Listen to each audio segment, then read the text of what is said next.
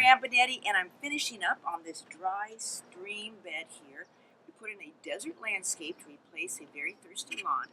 And I want to show you a tip that I learned from Japanese gardening. So when you place these boulders, the point is the boulders should never sit right on top of the surface of the soil. You got to dig them down a little bit and place them down into the soil.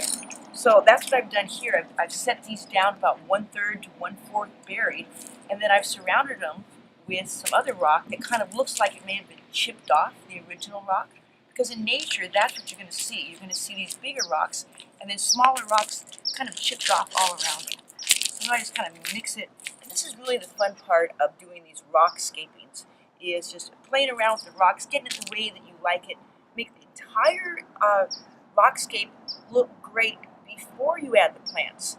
And the plants come in using drought-resistant plants. You'll use a lot less plant material if the rocks are carrying the show. It's been Mary Ann Benetti with easy answers for great gardens.